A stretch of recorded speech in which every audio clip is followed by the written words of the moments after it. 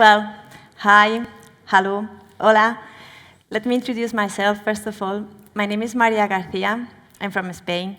I'm a senior digital art director, and I'm currently working in LOLA MullenLowe in Madrid. I've been working in our industry for the past 14 years, so I have had the chance that maybe like some of you who are here in this room today with me to experience firsthand all this digital revolution that has turned upside down our business and has changed the way we relate with our audience.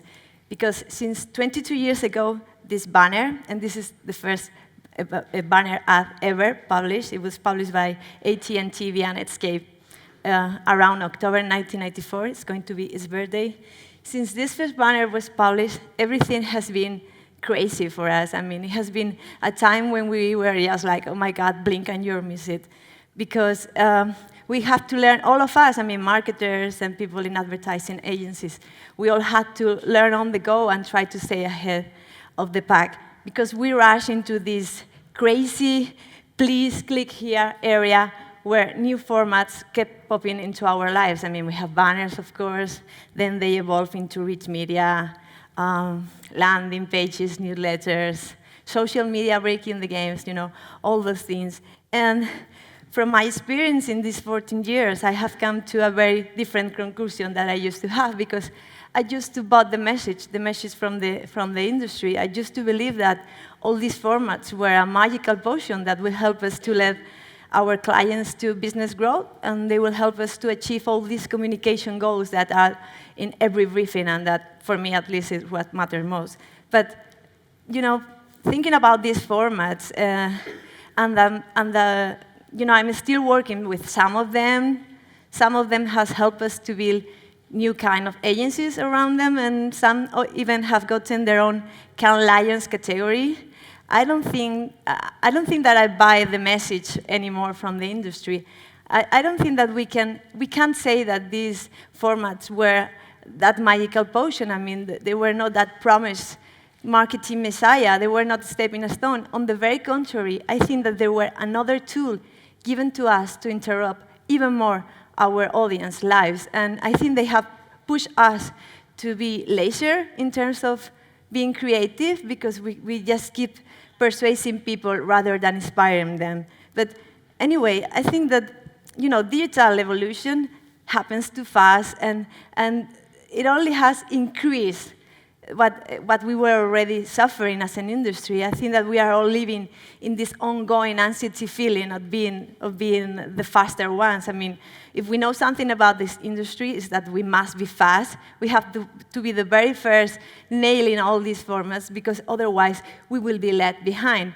And of course, nowadays there's no difference with these 20 past years.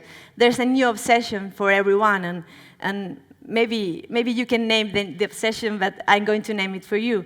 The new obsession for everyone in the industry, I think, is innovation. And I don't know if you have felt like this little cat when anyone says innovation in a meeting room, because I really have.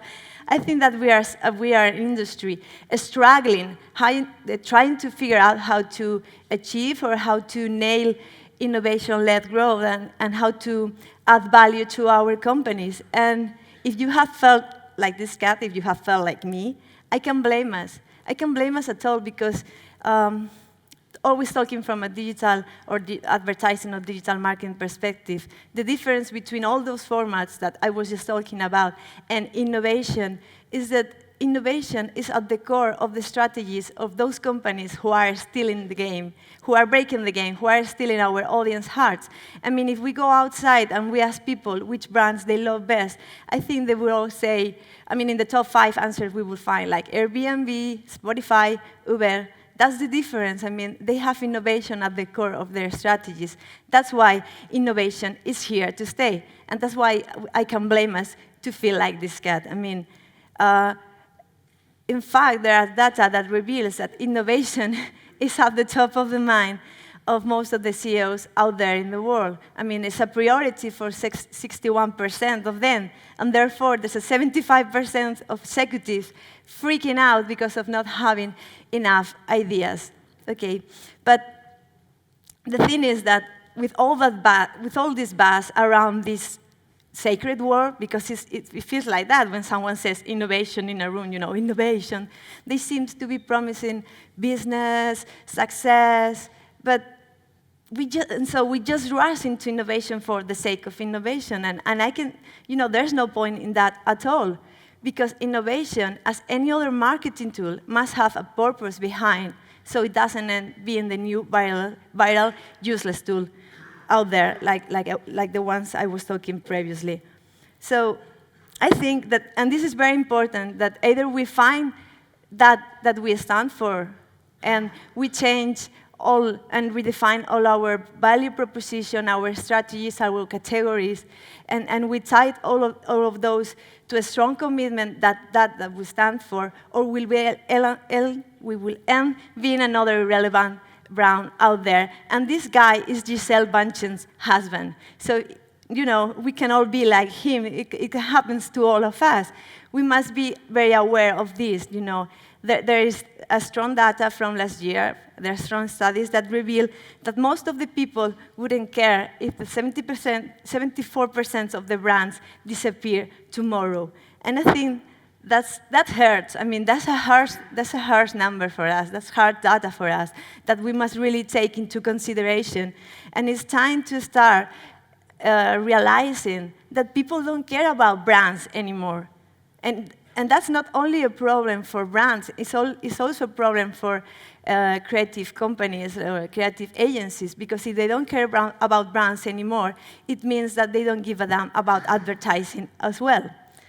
And we must ourselves why. I mean, we have to understand that gone are the days where a brand could live disconnected from their audience. I mean, once upon a time, if you have a little and shiny brand, all that you have to do was to launch a product, put it out there in the market, build a discourse based on advertising campaigns that you will run in general media, and just sit down and relax and try to, just wait to see if the product was a success in terms of sale. And that was it. That's how a company could be a #1 brand based on supposed values that if the product itself was a success, a sales success, everyone would take for granted. That's all they have to do. They didn't have to mind if their market or if their audience preference were switching, or if they have any complaints from unsatisfied clients. No. Those were much happier days for everyone in the industry. But that was before the internet, of course. I mean, I think this is no new news for anyone here. We have all read tons and tons of articles, and we have got a lot of data about how the internet and social media has totally changed the way we relate with the audience, okay? We used to have these relationships where brands were on the top, and we have marketers, and then we have the audience, but it has totally changed. And a key point here is that we must understand that there has been an amplification in the scope of the voice of the audience. Okay, people are back at the center of the game. They are back at the center of the dance floor, and they are fully aware of it because we have given to them speakers where they can complain. They can ask brands to be honest. They can ask brands to be responsible, to be transparent. They know that they can influence a much wider number of people with their opinion. And what's worse for us, they don't take for granted any messages anymore. So I think it's time to realize, and this is hard for an industry that I think is suffering and is ill from being filled of ego, that we are not the center of the universe anymore. So I don't know if by this time you're thinking that I'm getting a little bit intense, that I may be being a little bit apocalyptical, that what I'm trying to say, that there is no point in what we are doing, that we just, I don't know, what this girl trying to say, we shall just let advertising die? There's no hope out there? Well, I'm not trying to be like that at all. It might sound like that, but okay, let's think for another 10, 15 minutes about it, and let's breathe deeply. And of course, I mean, we are creative people. I think we will find our opportunity. Okay, so if we get back to that new relationship that we have with the audience, I think that we can easily observe that trust in terms of brand is no longer enough. We must take a step further. And for me, that step further is to be meaningful. Meaningfulness is the key in this organic world of us that we are living nowadays. And if we take being meaningful, and we put it at the center of our strategies, our business, if we put it at the center, we can easily observe, I think, two strong strategies, always talking about digital advertising and leveraging innovation, that for me are either help me or entertain me. Okay, and as we are trying to how to figure out how to nail innovation, let's focus on the first one. I'm going to talk about the first one, that is help me, because as the internet has changed everything, people just want brands to improve their lives. I mean, the internet has spilled out beyond mobile screens or desktops and so on. So our behaviors have totally changed. I mean, everything is connected. Even pretty soon our bodies will be connected. So if we are clever enough to stop for a minute and start identifying those new behaviors, those new needs, we will be able to start developing richer experiences that will drive a deeper engagement with them. And that's our opportunity, as I was saying. People just want us to improve their lives and the lives of the people they care most. Okay, so we have a beautiful moment ahead of us where we can try to start developing new products, new services that could provide useful or practical information for people. And if we become relevant for them by being useful, I mean, that's it. We can still be, we will be still communicating with them with this underlying hope that we always have to create a long-last link for with the audience that I think it would last longer. Okay, so say goodbye to the days of interruption, and please say hi, hello, hola, wherever you want, but welcome, please, into your life and into your strategies, brand utility. Because brand utility is a way we can replace that traditional and classical advertising discourse that has always been based on product performance for something that could be, in fact, useful for our audience, and that will help us, what is more important to me, to actually demonstrate our brand mission, that we stand for. I mean, brand utility can take many forms. It doesn't matter, we can be as creative as we want. For example, we can provide the comb to get your perfect diet hair, your perfect ombre hair, or maybe free rides back home from a carpool company or a beer company, or I don't know, maybe YouTube cooking lessons provided by consumer packaged goods. It doesn't matter, it just has to be useful. And what we want to provoke on the audience is this feeling when they are experiencing this is, oh my God, this is so clever, this is what I was needing, these guys are totally getting what life is about. And I think that nowadays, those brands that are more inspiring, not only for me as a creative, but also I think for the audience, for people out there, see themselves as facilitators. And they have made this switch because I think they have understood what is more important nowadays. They have understood that the best way to transform people's opinion about a brand is to transform the way they experience this brand, actually. And those brands are not only having an individual or social impact, they are also having an economic impact that I think could be very important for some of the people here in the room. I mean, there's data that reveals that meaningful brands' KPIs perform an overall 100% much better than less meaningful brands, and they are gaining an average of 46% of share of wallet. I think that's good data. I think that's good data to take into consideration and to welcome, to say hola into your lives, brand utility.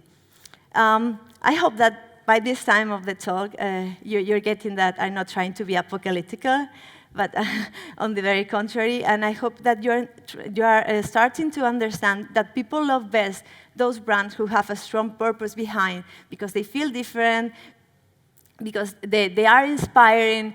People get very clear what these brands stand for, and what's more important for people at the end, they are making their lives easier. And I do want to give you a few hints, or at least to think about with you, how can we walk the talk? But I want to share first with you 2 examples of 2 brands that are introducing brand utility in their strategies. I have a first example from a larger company, a worldwide company, and a second example from a smaller company that maybe we can all feel more related to. So let's watch them together and keep talking from there, okay?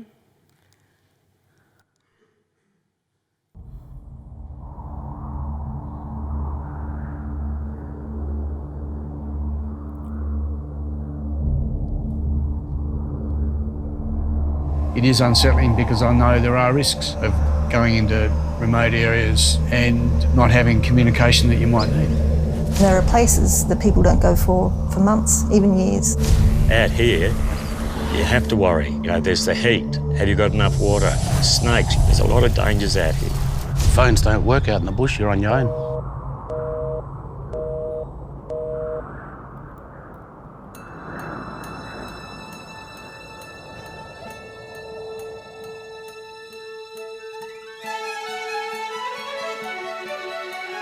Land Cruiser is synonymous with the Outback. We've, over years, earned up a market share that in some areas is over 90%, and that is phenomenal.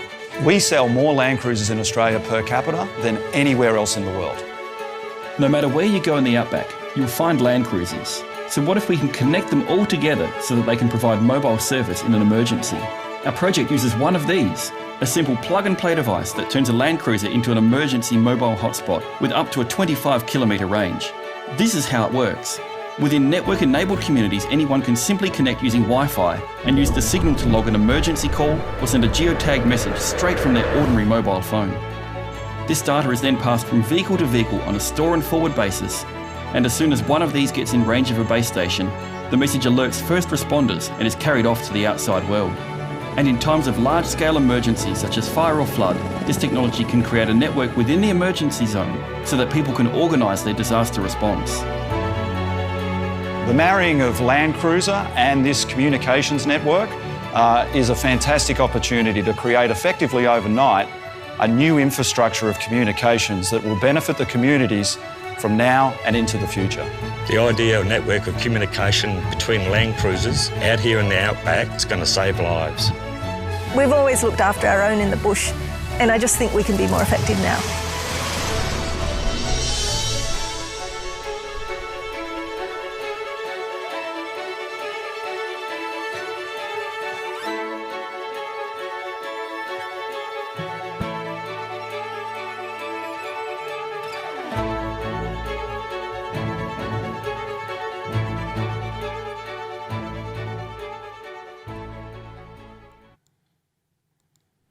Fortsett rett frem.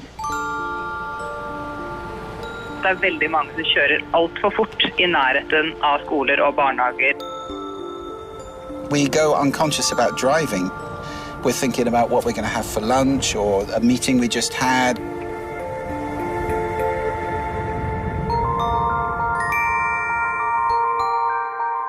Pysy vasemmalla.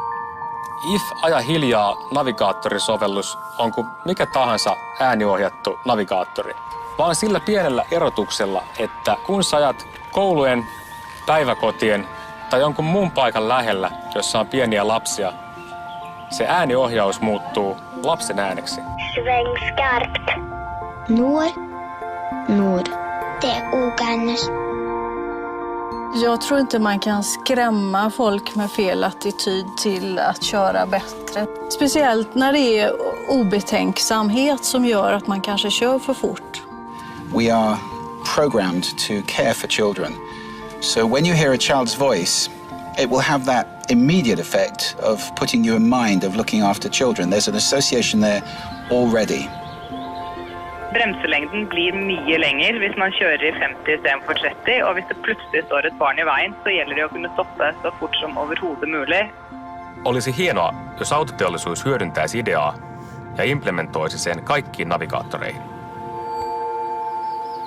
A child giving me directions, it will have an immediate visceral, physical, cognitive, behavioral effect.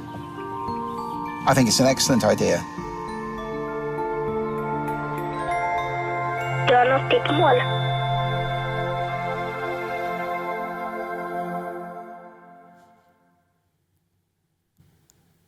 So I think these are two very good examples of how to achieve successful brand-led innovation. Because what have these two brands done? They have developed a new service, a new product, through the brands of the land, focusing on innovation, but trying to show that they stand for as a company. They have become useful, but what is more important for me, and that I think that we all have to try to understand, and what is more interesting about brand utility is that you have a value proposition, you have a brand mission, and from there you develop something that is useful, even though it's not strictly tied to your core business. Okay, so if you are on the side of the marketers, I hope that by this time you are starting to ask yourself, okay, is this important to me? Is this something is this a strategy that I can implement into my business strategy, into my marketing strategy? Well, then I have two good news, and the first one is that you are already starting to innovate. Because the main thing about starting innovating is to start asking ourselves the right questions. And this might sound a little bit easy or silly for you, but I think that as we grow up and we lose ourselves into our works and to our daily life, our routine, we lose our disruptive thinking that we used to have when we were childs. We stop asking ourselves why, how, what, and those questions must return to our daily lives, to our daily strategies as a compass. I think that we establish a culture that starts with the right answers, because it's the only way to uncover human needs and start creating towards them and become relevant again. I mean, who better than someone that is inside a company that understands perfectly the category, the industry, to answer what does my business serve, and try to give an answer that feels authentic, that feels relevant, inspirational. So it's the very first good news that you can be, if you're a marketer, you can be the spark of innovation in your company.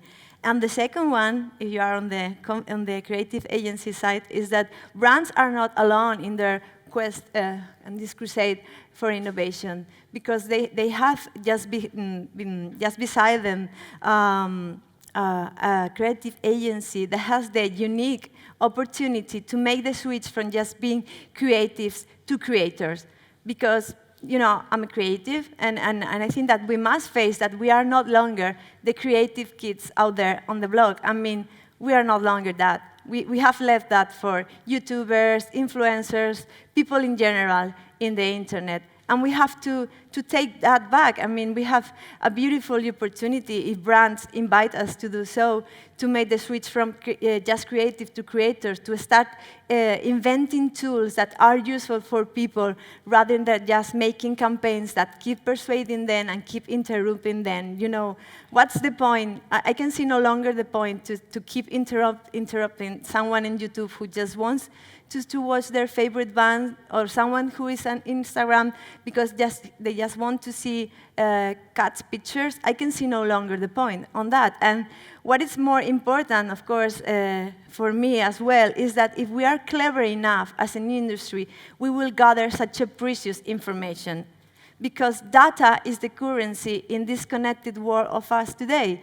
And nowadays, we can collect personal, behavioral, cultural data that we couldn't collect in those days of interruption.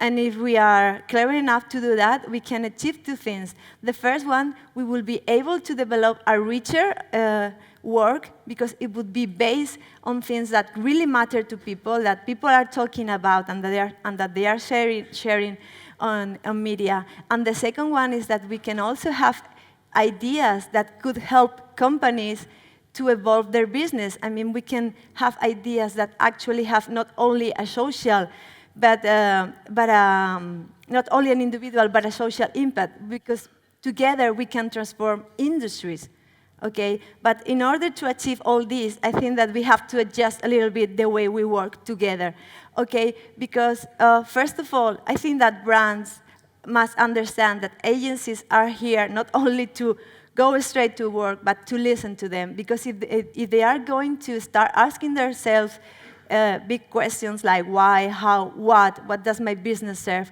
we must be there listening to them, you know, kind of like a therapy, I mean, and try to help them to achieve an inspirational answer to that important question. And like in any therapy, there might be uncertain and obscure times, there might be some doubts. It might take time, but it doesn't matter how long it takes. That's a line that we must cross together.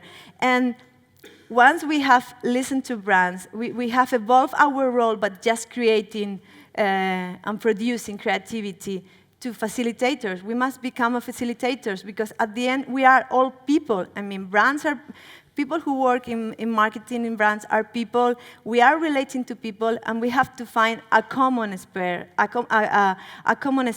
space where we share values, and therefore our product and our business is relevant for people again. So we have to facilitate brands to start relating with real people, not just focus group. And also, I think that brands should get more involved into the generation of idea. As an agency, we must provide them with new dynamics, new workshops, where they get involved in developing that idea. So it's not just ending like a campaign that we just came up and that's our thing. No, we have to start creating together new services and new products. So I think that if we are able to adjust the way we work together, we are not facing an apocalyptic time at all. No, on the very contrary, I think it's an optimistic time for all of us. I think that we don't have to let advertising die at all. In fact, we have the power to bring advertising back to life. I think that great founders start a company not only to start a business, but to solve a problem, to serve a calling, because they know that having a strong purpose behind, they will make a difference. They will be meaningful, sorry. So that's why I think that at the end, we are the most powerful and potentially the most powerful innovation tool out there, because it's people who gives innovation, who gives technology a purpose, a meaning. So I think that we don't have to struggle anymore, or we don't have to fear innovation anymore. On the very contrary, I think, and I invite you, all of you, and also me, to get back tomorrow to your offices, to your agencies, wherever you are, and start making the difference, because we have the power to do it. Thank you very much.